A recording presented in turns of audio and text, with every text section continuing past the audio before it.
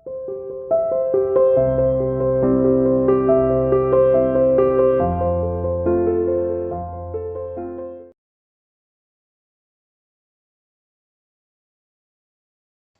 student, welcome to CN International School online classes. How are you all beta? I hope you all are fine at home and staying safe. और आपने जो holidays homework आपको given था वो आपने अच्छे से उसको किया होगा और कल आपकी लास्ट हॉलीडे थी और साथ ही साथ आपने एंजॉय भी किया होगा। आज से आपकी ऑनलाइन क्लासेस स्टार्ट हैं जैसे पहले लगती थी और अपनी स्टडीज को रेगुलर रखिए। आपने रीडर में 1 to 4 चैप्टर कंप्लीट कर लिए हैं। Today I am going to start chapter number 5 of English reader. The chapter name is the nightingale. Nightingale means क्या होता है? बुलबुल। जो चैप्टर 5 है, आप ओपन करिए अपनी बुक्स, ओपन ये बुक्स, पेज नंबर इज 22। इस चैप्टर में आपको एक स्टोरी बताई गई है एक बर्ड के बारे में, ठीक है, जो चैप्टर का नेम भी है द नाइटिंगेल। तो हम इसको रीड करते हैं। आप इसको अच्छे से रीडिंग करेंगे चैप्टर को और जो भी इसके डिफिकल्ट वर्ड्स होंगे साथ के साथ अंडरलाइन करेंगे और रफ नोटबुक में राइट करेंगे उनको। Okay, now start reading. Once upon a time there was an emperor in China who had the most beautiful palace in the world. एक बार एक महाराजा, एम्पर में सम्राट महाराजा थे चाइना में। उनका जो पैलेस महल था बहुत सुंदर था। It was made of delicate porcelain. जो उनका जो महल था वो किससे बना हुआ था? बहुत ही ज्यादा नाजुक मुलायम चीनी मिट्टी से बना हुआ था, ठीक है। तो और जो उसका गार्डन था उसमें भी बहुत सुंदर फूल खिले हुए थे, असाधारण से फूल खिले हुए थे और उसके किनारे पर एक जंगल भी था, ठीक है। जंगल में कौन रहता था? एक नाइटिंगेल रहती थी, बुलबुल रहती थी, जो कि बहुत सुंदर सॉन्ग्स गाती थी। ट्रैवलर जो भी वहां से गुजरता था वो उसका सॉन्ग सुनता था। उन्होंने जो भी सुनता था वो इतना सुंदर गाती थी कि उसका वो प्रशंसा करता था। तो एक दिन क्या हुआ? When they heard the nightingale, they all said that she was the best. जो भी उसका सुनता था वो क्या बोलता था? She was the best. वो बहुत अच्छी है। The emperor, एक दिन एम्पर ने भी उसका सॉन्ग सुना और उसने अपने मिनिस्टर को बुलाया और बोला, I want the nightingale to come and sing for me. मैं चाहता हूँ कि नाइटिंगेल मेरे पास आए और मैं उसका सॉन्ग सुनूं। The minister look for the bird all of the city. Minister जो था बर्ड के लिए पूरे शहर में देखा उसने, बट उसको वो बुलबुल नहीं मिली, ठीक है। तो वो चिंता में आ गया कि मैं महाराज के सामने कैसे जाऊंगा। तो इतने में क्या हुआ, उसको एक मेड मिली जिसने उसको बताया कि मैं आपको बताती हूँ कि बुलबुल आप कहाँ मिल सकती है आपको। तो वो उसको जंगल में ले गई। जंगल में उसने देखा कि एक little brown bird sitting on a small branch of a tree. Tree की एक ब्रांच पर, शाखा पर एक बर्ड बैठी हुई थी, ठीक है। लेकिन वो बहुत साधारण सी लग रही थी। तो मिनिस्टर ने सोचा कि यह सॉन्ग मतलब ये बर्ड है जो इतना सुंदर सॉन्ग गाती है। तो उसने नाइटिंगेल को इनवाइट किया, आमंत्रित किया कि तुम राजा के महल में मेरे साथ चलो।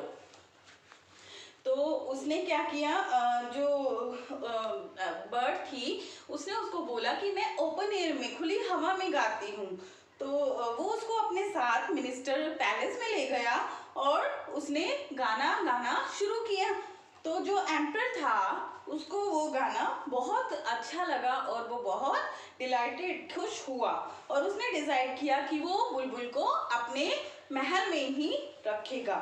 She was to have a cage, but वो उसको पिंजरे में रखना चाहता था और उसके लिए उसने 12 अटेंडेंट्स भी अपॉइंट किए। अटेंडेंट्स होती हैं कि जो देख रेख करते हैं किसी इंपॉर्टेंट पर्सन की। उसने उस नाइटिंगेल के लिए अटेंडेंट्स रखे। तो एम्पर ने क्या किया, उसको केज में रखा, बट वो केज में, पिंजरे में खुश नहीं थी क्योंकि वो ओपन एयर में गाती थी, ठीक है। तो एक दिन क्या हुआ, जापान का कोई एम्पर आया, विजिट किया उसने वहां पे पैलेस में। तो वो भी राजा के लिए क्या लाया, महाराजा के लिए एक नाइटिंगेल लाया।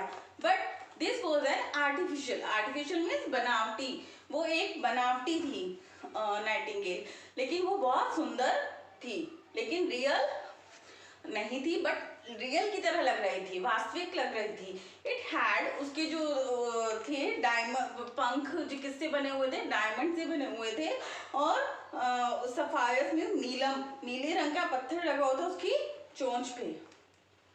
तो किंग ने क्या किया, दोनों बर्ड्स को साइड बाय साइड रख दिया विंडो के, और जो आर्टिफिशियल बर्ड थी वो 3 टाइम्स गाती थी, बट सेम सॉन्ग गाती थी वो। लेकिन जो दूसरे बर्ड थी, रियल बर्ड थी, उसने नोटिस, किसी ने नोटिस ही नहीं किया कि वो एक दिन उड़ गई वहां से विंडो में से, तो वो अपने घर वापस चली गई फॉरेस्ट में।